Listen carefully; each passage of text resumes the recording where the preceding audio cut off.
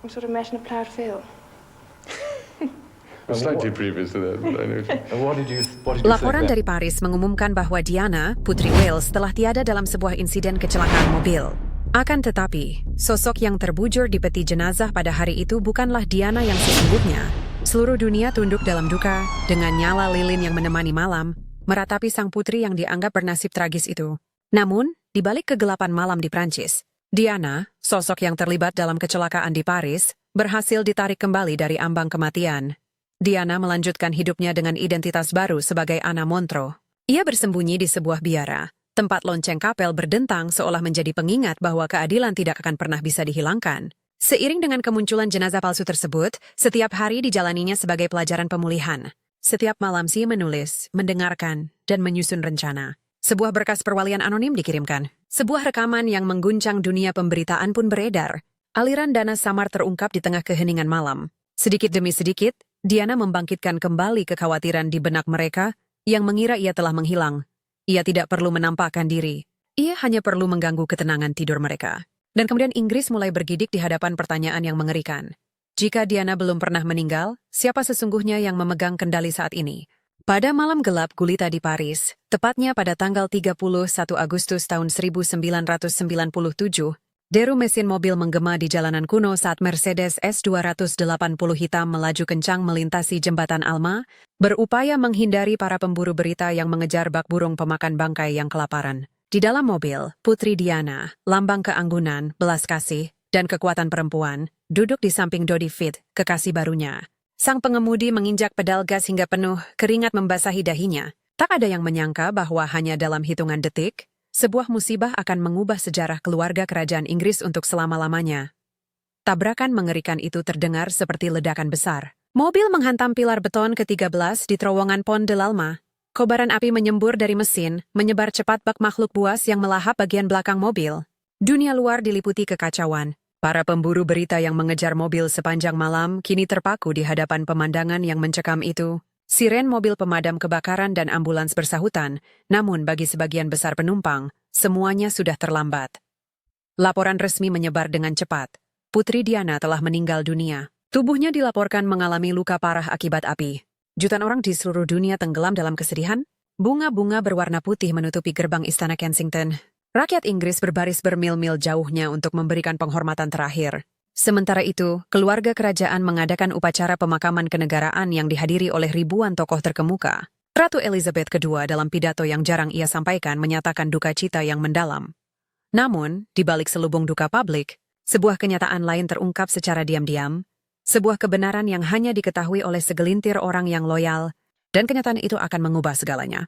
Diana tidak meninggal. Pada momen kekacauan itu, Trevor Reed Jones, dengan naluri seorang pengawal terlatih secara profesional, Trevor Reed Jones mempertaruhkan nyawanya untuk menarik Diana keluar dari puing-puing mobil yang ringsek. Ia menyadari sepenuhnya bahwa jika Putri Wales jatuh ke tangan pihak resmi, rencana jahat dari keluarga kerajaan, mereka yang telah mengubah hidup sang putri menjadi penderitaan, akan mengakhiri segalanya dengan bantuan tim rahasia yang terdiri dari para dokter yang telah Diana hubungi sebelumnya melalui jaringan intelijen pribadinya.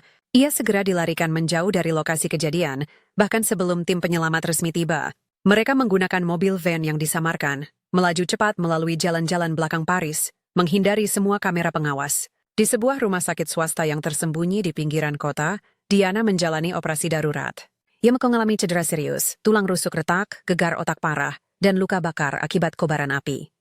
Diana membuka mata setelah operasi selama 8 jam. Ia terbaring tak bergerak di ranjang rumah sakit. Tubuhnya didera rasa sakit yang amat menyiksa, namun pikirannya tetap waspada.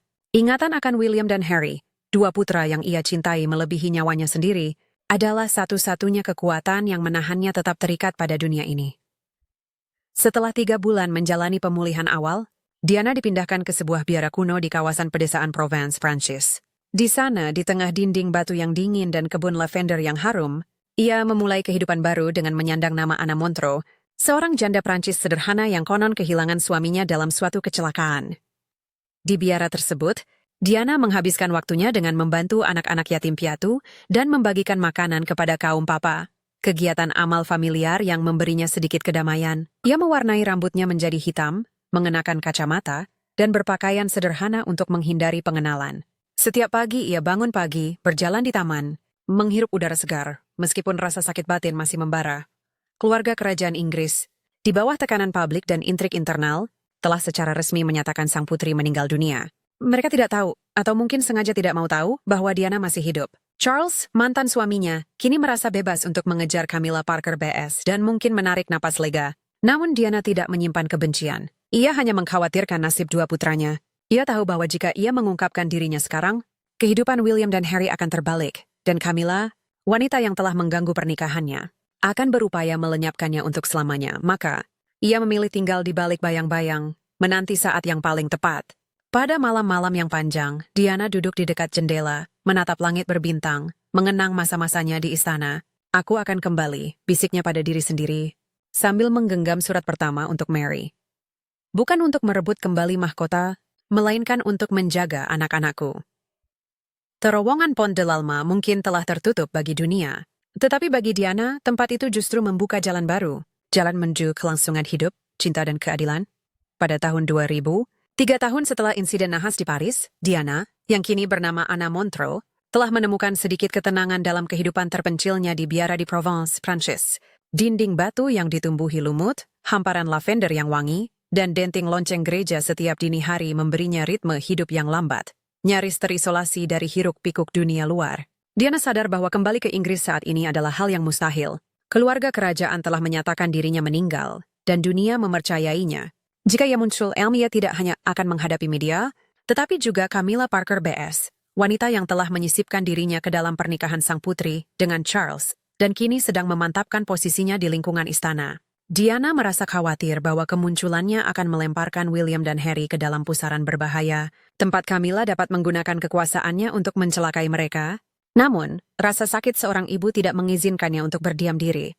Ia memutuskan untuk menghubungi Mary, pelayan setia yang telah mengabdi padanya sejak hari-hari awal di Istana Kensington.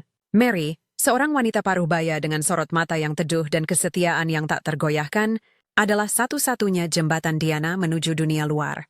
Melalui saluran komunikasi rahasia, surat-surat yang dikirim melalui perantara di Paris, Diana menulis, "Mary yang terkasih, saya masih hidup. Saya perlu tahu kabar tentang anak-anak. Apakah William dan Harry baik-baik saja? Parker's Berfirmand Williamazir." Setelah menerima surat itu, Mary menangis terseduh-seduh di kamar kecilnya di London.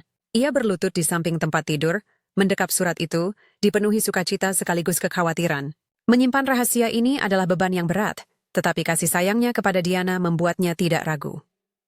Setiap 2 bulan sekali, Mary mengirimkan surat kabar terbaru. Menceritakan bagaimana William, yang kini berusia 18 tahun, sedang menempuh pendidikan di Universitas St. Andrews, sangat menyukai fotografi dan sepak bola, namun terkadang diam seolah memikul beban yang tak terucapkan.